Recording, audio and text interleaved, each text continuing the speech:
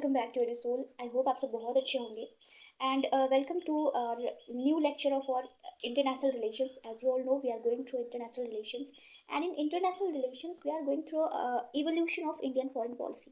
हम यहाँ पर डिस्कस कर रहे हैं, पिछले 2-3 लेक्चर से हम यही डिस्कस कर रहे हैं कि इंडिया की जो फॉरेन पॉलिसी आज जिस स्टेज पे पहुँची है वो किस तरीके से पहुँची है, उसमें कैसे इवोल्यूशन हुआ है from the first prime minister Nehru to the present prime minister Modi. क्या क्या चेंजेस हो रहे हैं, किन किन टाइप पर इस टाइप की डिप्लोमेसी जो इंडियन इंडियन प्राइम मिनिस्टर्स हैं उनको अपनानी पड़ रही है, जो एक्सटर्नल अफेयर्स है की मिनिस्ट्री है उसको क्या चीज़ें अपनानी पड़ रही हैं, क्या डिप्लोमेसी उसको चेंज करने पड़ रहे हैं, क्या स्ट्रेटजीज उसको बनानी पड़ रही है, ये सब हम पढ़ते हुए चल रहे हैं। और पिछले लेक्चर्स तक हमने आई के गुजराल तक का करा हुआ था and from this lecture we are going to start from Atal Bihari Vajpayee. Atal Bihari Vajpayee की एक गवर्नमेंट तो बनी है जो 13 डेज़ की, उसके बारे में हमने बात नहीं करी बिकॉज 13 डेज़ में क्या फॉरेन पॉलिसी में चेंजेस आएंगे, बट जो सेकंड गवर्नमेंट थी वो वहाँ से हम स्टार्ट कर रहे हैं। एंड इससे पहले कि हम लेक्चर की तरफ मूव करें, अगर अभी तक आपने मेरे चैनल को सब्सक्राइब नहीं किया तो प्लीज़ सब्सक्राइब कर दीजिएगा और बेल आइकन प्रेस करना ना भूलिएगा सो दैट कि आपको जो भी नए अपडेट्स हो मेरे चैनल के वो मिलते रहें। Without wasting our time let's get in the video. और सबसे पहले देख लेते हैं अटल बिहारी वाजपेयी का जो टेन्योर था वो किस तरीके से उसमें फॉरेन पॉलिसीज़ में चेंजेस हुए, क्या चेंजेस हुए हैं। अटल बिहारी वाजपेयी ने का जो टेन्योर था वो था 1998 टू 2004 तक का ये इनका टेन्योर था।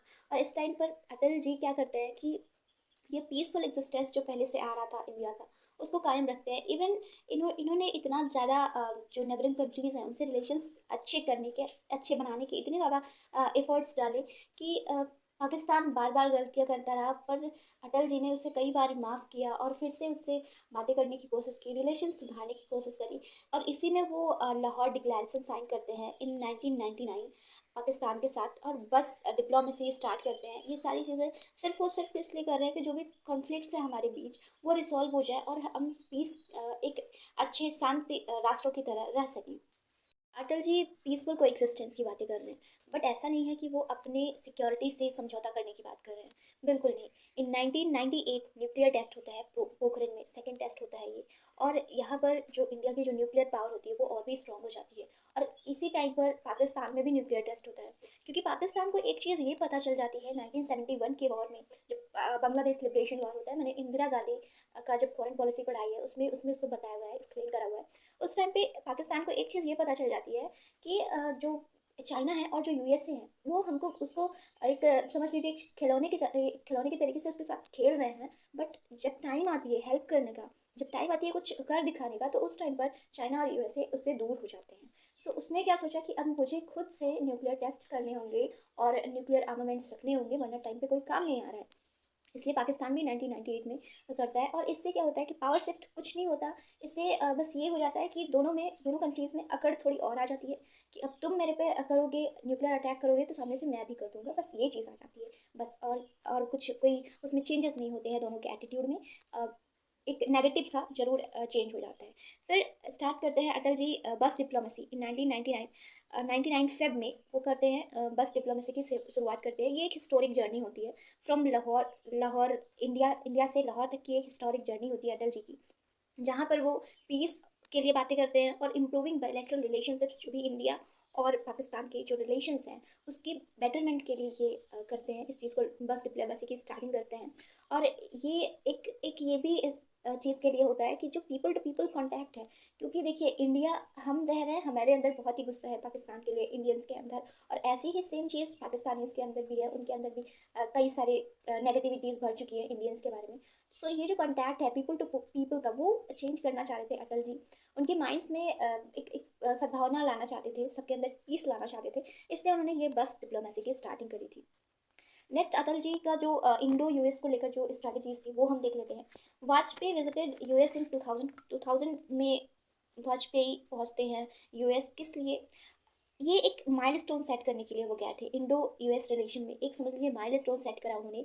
जो इकोनॉमिक कॉपरेशंस है उनका ज़्यादा फोकस तो यही था कि इकोनॉमिक कॉपरेशंस पे फोकस करा जाए, बट यहाँ से इंडिया और यूनाइटेड स्टेट्स के जो टाइज़ हैं वो काफ़ी ज़्यादा स्ट्रेंथन हो जाते हैं बिकॉज ऑफ अटल जी, क्योंकि वो उन्होंने वहाँ विजिट करा हुआ था, वहाँ जाके प्रेसिडेंट से मिला हुआ, वहाँ जाके पीपल टू पीपल कॉन्टैक्ट। देखिए अटल जी की एक बहुत ही बड़ी स्ट्रेटजी ये थी कि सिर्फ जो बड़े लीडर्स हैं उनसे नहीं बात करनी है, जो वहाँ के लोग हैं at present what Modi is doing the same thing he is doing that कि वो जहाँ भी जाते हैं वहाँ के लोगों से, वहाँ के कल्चर से, वहाँ के और इंडिया के जो एंशियंट टाइम के कल्चर्स हैं उससे, या हिस्टोरिक रिलेशंस, ये सब निकाल के वो क्या कर देते हैं कि सामने वाले के दिमाग में ये चीज़ कर देते हैं कि हम तो पुराने दोस्त हैं, ये बीच में जो कुछ भी हो चुका है वो चीज़ को हमें भूल जाना चाहिए और फिर से एक बार हमको एक साथ हो जाना चाहिए। सेम यही चीज़ एट प्रेजेंट मोदी कर रहे हैं और वही चीज़ें उस टाइम पर अटल जी कर रहे थे कि पीपल कॉन्टैक्ट वहाँ पे हर्ट मेल्ट करने वाली एक चीज़ करते थे, ना कि सिर्फ डिप्लोमेटिक तरीके से हर चीज़, स्ट्रैटेजिक तरीके से हर चीज़ कराई जाए। वो people to people contact focus करते थे।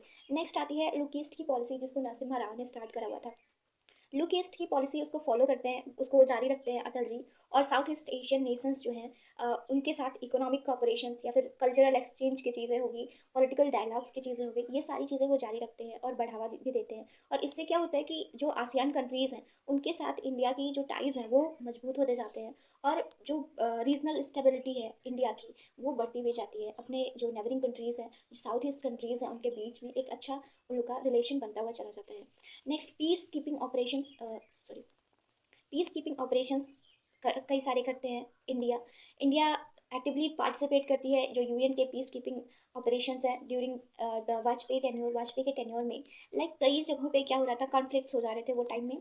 क्योंकि आज भी हम देखते हैं कई सारे स्टेट्स के बीच में कॉन्फ्लिक्ट्स होते रहते हैं, बट वो टाइम पे भी जब होते थे लाइक कॉन्गो हो गया या फिर लेबनान हो गया, ये सब जगहों पर काफ़ी इंस्टेबिलिटी हुआ करती थी। तो अटल जी यानी कि इंडिया की जो गवर्नमेंट थी, इंडिया के जो ट्रूप्स थे, वो हेल्प करते थे वहाँ के ग्लोबल पीस एंड स्टेबिलिटी के लिए।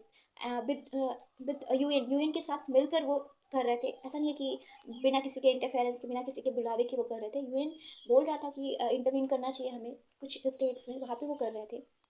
After that SAARC and regional cooperations, Atal ji के टाइम पर जो ये सार्क के साथ टाइज हैं वो बढ़ते हैं। और यहाँ पर भी वो क्या चीज़ें करते हैं कि he advocated trade connectivity and people to people exchange within the South Asian countries. जो भी पीपल टू पीपल एक्सचेंज वाली चीज़ें हैं या फिर ट्रेड कनेक्टिविटी, ये सब चीज़ों को वो प्रमोट करते हैं ताकि जो भी सार्क कंट्रीज़ हैं वो, देखिए सार्क क्या है, वो भी एक कल्चरल एंड इकोनॉमिक एसोसिएशन है। उसमें भी कई सारे countries, south East Asian countries आते हैं और उन एक साथ टाइज बनाते हैं, फिर अपने जो भी कल्चरल नीड्स हैं उनको शेयर करते हैं आपस में। इकोनॉमिक नीड्स जो हैं वो भी शेयर करते हैं आपस में। After that economic diplomacy, Atal ji की इकोनॉमिक डिप्लोमेसी पे फोकस करा करते थे। और उन्होंने यहाँ तक कि उन्होंने तो एफडीआई को भी बोला था कि इन्हांस करा था कि जो फॉरेन इन्वेस्टमेंट्स हैं, फॉरेन डायरेक्ट इन्वेस्टमेंट्स हैं, उनको बढ़ावा देना चाहिए। And between the other Nations, जो अलग नेशंस हैं, दूर दूर के नेशंस हैं, उनके साथ हमें अच्छे टाइज बनाने चाहिए और इकोनॉमिक कॉन्टैक्ट्स भी बनाने चाहिए। और जो इन्वेस्टमेंट्स हैं उनको हमें इन्वाइट करना चाहिए कि वो हमारे यहाँ आकर इन्वेस्ट कर सके। ही sought to attract foreign direct investment and foster bilateral trade relationships। जो भी इकोनॉमिक ग्रोथ है अगर वो किसी तरीके से बढ़ सकती है तो बायलेटरल ट्रेड रिलेशनशिप से ही बढ़ सकती है, ऐसा अटल जी का मानना था। आफ्टर, वैसे तो अगर हम देखने लगे अटल जी के स्कीम्स या फिर उनके स्ट्रेटेजिक जो उपलब्ध अचीवमेंट्स हैं वो सारी, तो काफ़ी ज़्यादा टाइम लगेगा, बट हमने जो भी इंपॉर्टेंट चीज़ें थी वो निकाल के रखी और वो आपके सामने रखा, वो आपको बताने की कोशिश करी।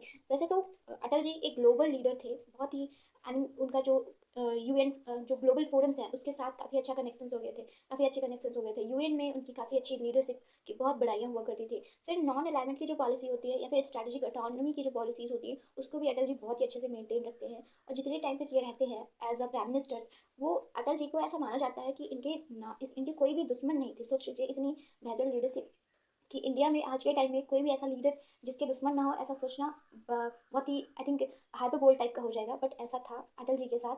उन्होंने इतने अच्छे से टाइज मेंटेन करे हुए थे सबसे, इतनी अच्छी डिप्लोमेसी थी उनकी कि उनके दुश्मन बन ही नहीं पाए थे। और फिर नेक्स्ट आते हैं हम मनमोहन सिंह पर, इनकी फॉरेन पॉलिसीज़ को देख लेते हैं। नेक्स्ट जो टेन्योर आता है वो डॉक्टर मनमोहन सिंह का आता है। और डॉक्टर मनमोहन सिंह 2 बार गवर्नमेंट फॉर्म करते हैं, 2 बार उनकी पार्टी जो होती है वो 2 बार इलेक्शंस जीतती है अल्टरनेटली। फ्रॉम 2004 टू 2014 लगातार प्राइम मिनिस्टर होते हैं इंडिया के। इनकी जो फॉरेन पॉलिसी होती है वो इकोनॉमी पे बेस्ड आप ज़्यादा देखेंगे। फॉर एग्जांपल फर्स्ट जो होती है वही देख लीजिए, एम्फेसाइज्ड इकोनॉमिक डिप्लोमेसी।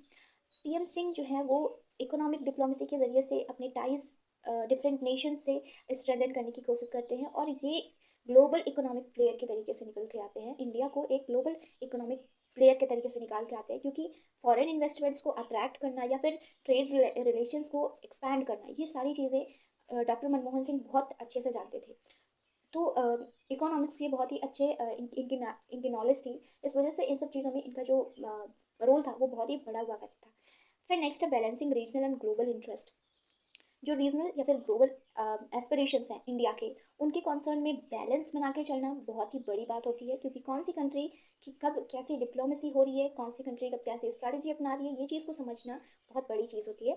बट इसमें बैलेंस बना के चलने की कोशिश करी थी डॉक्टर मनमोहन सिंह ने। He emphasized importance of fostering stable relations with neighbouring countries. जो भी नेबरिंग कंट्रीज हैं इंडिया के, उनके साथ स्टेबिलिटी के साथ चलना बहुत बड़ी बात होती है, क्योंकि यहाँ पर हमेशा रिलेशंस चेंज होते रहते हैं। पॉलिटिकल साइंस में हम जानते हैं कि कोई भी चीज़ फैक्ट पे नहीं चलती है। आज किसी कंट्री से रिलेशंस अच्छे हैं, कल को चेंज हो जाएंगे, कल बुरे हो जाएंगे। सिर्फ कंट्रीज किस बेसिस पे हम हमारे साथ फ्रेंडशिप करती है, वो अपने इंटरेस्ट के बेसिस पे हमारे साथ फ्रेंडशिप करती है। आज हम उनके इंटरेस्ट के लायक हैं तो आज वो फ्रेंड्स बना लेंगे, कल नहीं होंगे तो कल वो हमारा साथ भी छोड़ देंगे। या फिर जो मेजर पावर्स है वर्ल्ड के, उनके साथ भी अच्छा रिलेशन बना के चलने की कोशिश करी थी मनमोहन सिंह ने। लाइक यूएस, चाइना, रसिया के साथ एक अच्छे रिलेशन थे during Manmohan Singh tenure. Engagement with US के साथ कैसे एंगेजमेंट्स थे ये हम देख लेते हैं। स्ट्रेटेजिक पार्टनरशिप यूएस के साथ अच्छी बना के रखी हुई थी मनमोहन सिंह ने। और strengthen cooperation various areas like defence, trade, energy and technology, ये सारे स्पेयर्स में एक अच्छी एमिंग एक अच्छा कॉपरेशन था, एक स्ट्रॉन्ग कॉपरेशन था इंडिया और यूएस का।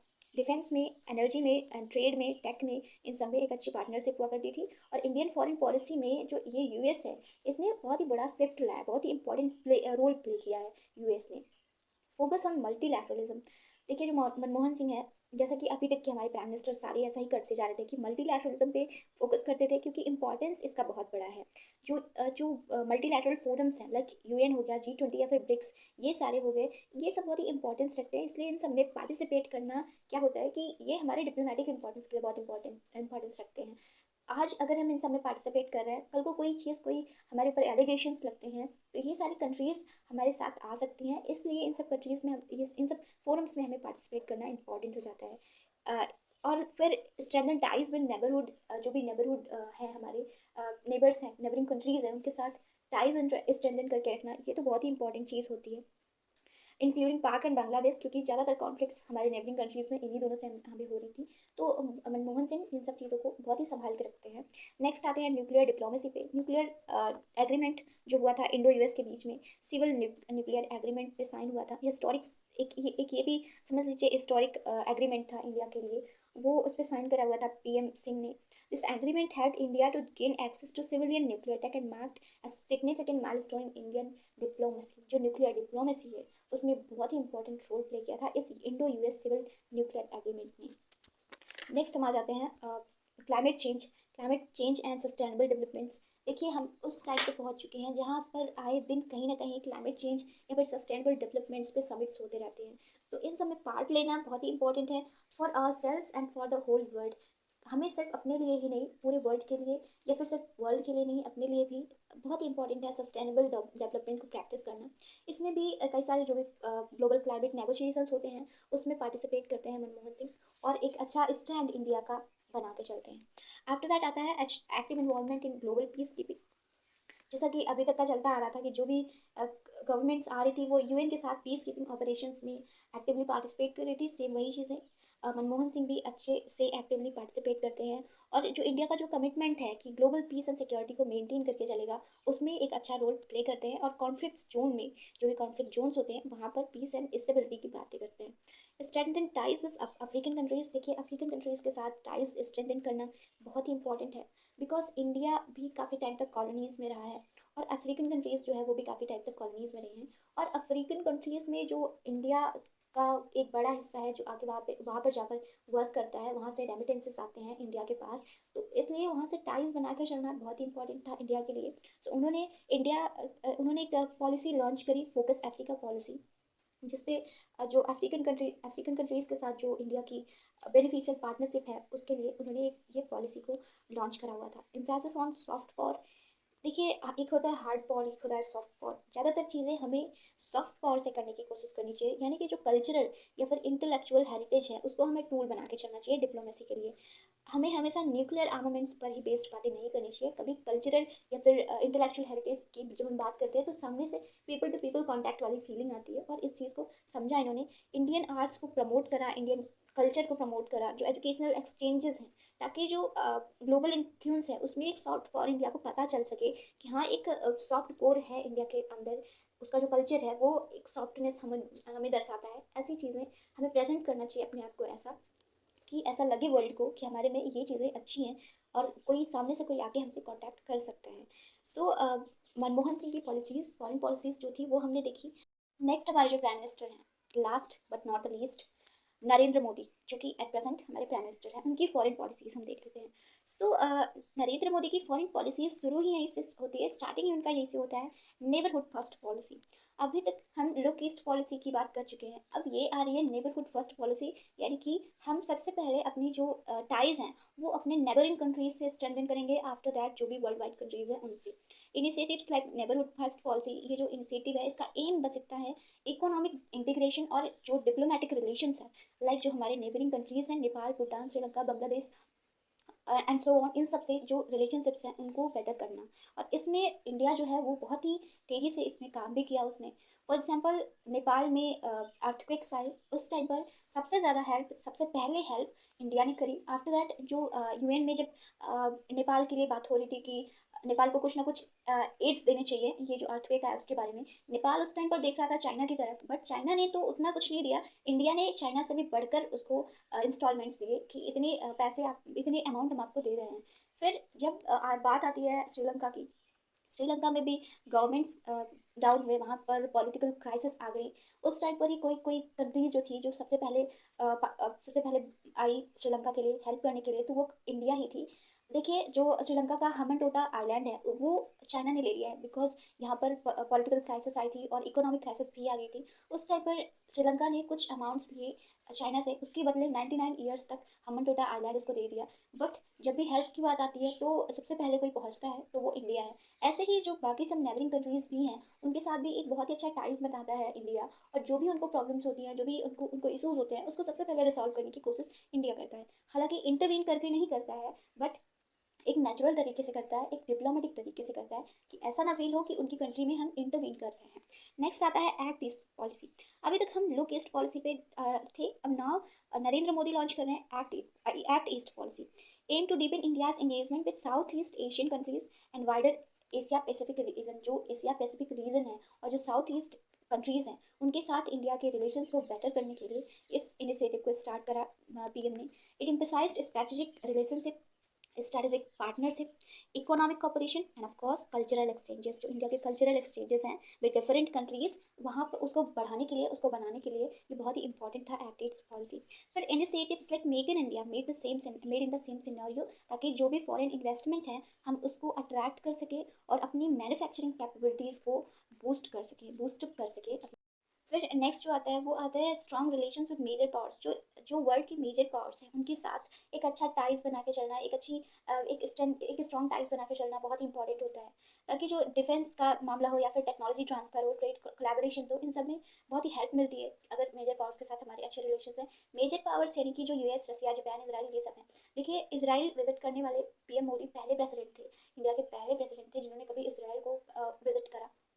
और बहुत सी ऐसी जगह हैं जहाँ पर विजिट करने वाले पीएम मोदी पहले प्राइम मिनिस्टर हैं। सो ये बहुत ही इंपॉर्टेंस रखता है। और कई सारे ऐसे ग्लोबल फोरम्स भी बने, कई सारे ऐसे एसोसिएशंस भी बने, फॉर एग्जांपल ऑकस हो गया या फिर क्वाड हो गया। ये सब सिर्फ किस लिए हो रहा है, ताकि हम अपने जो पैसिफिक रीजन है या फिर जो अपनी सिक्योरिटी है उसको मजबूत कर सकें, कल्चरल रिलेशंस को मजबूत कर सके, या इकोनॉमिक जो डिप्लोमेसी है उसको बढ़ावा दे सके। इन्हीं वजहों से ये सारे जो इंपॉर्टेंट एसोसिएशंस हैं, कमिटीज़ हैं, वो फॉर्म कर रहे हैं पीएम मोदी। मल्टीलैटरल डेमोक्रेसी पर बहुत, डिप्लोमेसी पर बहुत बड़ा असर डालते हैं पीएम मोदी। जो मल्टीलैटरल फोरम्स हैं, जैसे मैंने आपको पहले बताया, यूएन, ब्रिक्स, G20, आसियान, ये सब जो हैं इनके साथ टाइज अच्छे थे, बट और भी बाकी जो एसोसिएशंस है या फिर मल्टीलैटरल फोरम्स हैं उनके साथ तो ज़्यादा अच्छे रिलेशंस हो नहीं पा रहे थे इंडिया के, उसमें अच्छे से इंडिया अपना रोल नहीं डाल पा रहा था। तो उसमें भी अपने इंटरेस्ट के हिसाब से मोदी जी ने एक अच्छी पहल स्टार्ट करी, और अपना जो ग्लोबल स्टैंडिंग है उसको इन्हांस करने के लिए, सारी कंट्रीज़ के बीच में एक अच्छा कॉपरेशन बनाने के लिए उन्होंने ये सारी कमिटीज़ को इनवाइट करा और ये सारी कमिटीज़ में ज्वाइन हुए। Economic diplomacy to attract FDI को अट्रैक्ट करना बहुत ही इंपॉर्टेंट था। या फिर इंडिया में जो इन्वेस्टमेंट है, डिस्टिंक्शंस हैं, उनको बढ़ाने के लिए भी इकोनॉमिक डिप्लोमेसी का यूज़ करना पड़ा। लाइक इसके लिए क्या क्या इनिशिएटिव्स लिए मोदी जी ने, वो कुछ स्कीम्स निकाले उन्होंने, लाइक मेक इन इंडिया हो गया, डिजिटल इंडिया हो गया, स्किल इंडिया हो गया। इन सब का एम क्या था, to boost of economic growth, job creation ज़्यादा से ज़्यादा हो सके, टेक्नोलॉजिकल इनोवेशन हो सके, और मोस्ट इंपॉर्टेंट थिंग कि जो FDI है, जो फॉरेन इन्वेस्टमेंट है, उसको हम बढ़ा सकें अपने इंडिया में, अपनी कंट्री में। फिर नेक्स्ट आता है climate change and renewable energy. सबसे इंपॉर्टेंट चीज़ है आज के टाइम में climate change, India's commitment to combating climate change. अभी रिसेंट कितने सारे ऐसे एग्रीमेंट साइन कर रहा है इंडिया, जिसमें वो कार्बन कंपोनेंट्स को यूज़ करना बंद करना, या फिर कार्बन प्रोडक्शन को कम करना, ऐसी सब कई सारे वो इन एग्रीमेंट्स पे साइन कर रहा है इंडिया। एंड ये एक कमिटमेंट है इंडिया का कि जो रिन्यूएबल एनर्जी है उसके ट्रांजिशनिंग की तरफ मूव करना ही होगा हमको, और क्लाइमेट चेंज को कम्बैट करना ही है। ये एक समझ लीजिए इंडिया का एक कमिटमेंट है। Initiatives like international solar alliance, ये भी बहुत ही इंपॉर्टेंट रोल प्ले करेगा। सोलर अलायंस, सोलर एनर्जी का यूज इंडिया में तेज़ी से बढ़ रहा है, और इसके लिए गवर्नमेंट कई सारी नई स्कीम्स भी लॉन्च कर रही है। फिर आते हैं soft power and cultural diplomacy. जैसे कि मैंने आपको बताया कि पावर्स कई टाइप के होते हैं, कई बार हमको हार्ड पावर का इस्तेमाल करना पड़ता है, कई बार सारी चीज़ें हम सॉफ्ट पावर से कर सकते हैं, सॉफ्ट पावर से हैंडल कर सकते हैं। फॉर एग्जाम्पल अभी PM मोदी क्या करते हैं कि वो सॉफ्ट पावर पर फोकस करते हैं, और इसकी वजह से जो इंडिया का जो इमेज है वो वर्ल्ड में काफ़ी अच्छा हो चुका है। उसकी इमेज हो चुका है कि यहाँ पे कल्चरल डिप्लोमेसी चलती है। यहाँ पर हर एक कंट्रीज यही सोच रहा है कि यहाँ की कल्चरल डिप्लोमेसी जो है वो बहुत ही अच्छी है। For example yoga diplomacy, yoga का स्टार्टिंग करा PM मोदी ने 21 जून को, as international yoga day celebrate करने लगे हैं हम। कल्चरल फेस्टिवल्स, लाइक कई सारे ऐसे कल्चरल फेस्टिवल्स को इंस्टॉल कर दिया जो कि वर्ल्ड वाइड सेलिब्रेट करे जाते हैं, उसको वर्ल्ड वाइड माना जाता है। फिर people to people exchanges, people to people interaction करा, लाइक PM मोदी जाते हैं USA, ओके, US वो जाते हैं, तो वहाँ पे एक, वहाँ पर जो वहाँ के प्रेसिडेंट होते हैं डोनाल्ड ट्रंप, वो एक प्रोग्राम रखते हैं जिसको वो नाम देते हैं हाउडी मोदी। और ये ही इतने चर्चे की बात हो जाती है, वहाँ पर जाकर सिर्फ नमस्कार बोलना ही इतनी बड़ी बात हो जाती है कि सबके सब बिल्कुल एक तरीके से सम्मोहित हो जाते हैं, इंडिया की तरफ अट्रैक्ट से हो जाते हैं। And at present when I am making this video, at this time PM Modi is present in US, and वो वहाँ पर एक ही डाइनिंग टेबल पे बैठकर जो वर्ल्ड वाइड गूगल के CEO हो गए, या फिर बहुत ही बड़े बड़े टेक के जानकार, बहुत बड़े leaders, along with Biden he is doing dinner, and he is having dinner. और इतनी स्ट्रॉन्ग सेलिब्रिटीज़ के साथ, इतने स्ट्रॉन्ग लीडर्स के साथ उनका रहना इंडिया को एक बहुत ही बड़े पैमाने पर रखता है, एक बहुत ही बड़े स्टेज पर ले आकर खड़ी कर देता है, और जिसके ऊपर जिम्मेदारियां भी बहुत बढ़ जाती हैं। क्योंकि अगर आप बहुत ही ब्रॉड लेवल पे चीज़ें करते हो, तो उस टाइम पर आपके दिमाग में, आपके ऊपर जिम्मेदारियां बहुत बढ़ जाती हैं। तो इंडिया को ये सारी जो उसको मिल रही हैं अपॉर्चुनिटीज़ जो मिल रही हैं, उसको संभालना भी आना चाहिए। एंड आई होप ये जो भी आगे प्राइम मिनिस्टर्स आएंगे, या फिर जो प्रेजेंट प्राइम मिनिस्टर हैं, वो ये सारी चीज़ों को समझेंगे, और एक बेटर डिप्लोमेसी और एक बहुत ही अच्छी डिप्लोमेसी के तरीके से इंडिया को लेकर जाएंगे। And this was all about this foreign policies का। आई थिंक आपको लेक्चर अच्छा लगा होगा। अगर ये लेक्चर अच्छा लगा आपको, तो लाइक जरूर कर दीजिएगा, एंड अगर आप मेरे चैनल पे नए हैं तो सब्सक्राइब कर दीजिएगा, बेल आइकन हिट करना ना भूलिएगा, ताकि जो भी नए अपडेट्स हो वो मिलते रहे आपको। और यहाँ पर हमारा फॉरेन पॉलिसीज़ का होता है and thanks for watching, all the very best.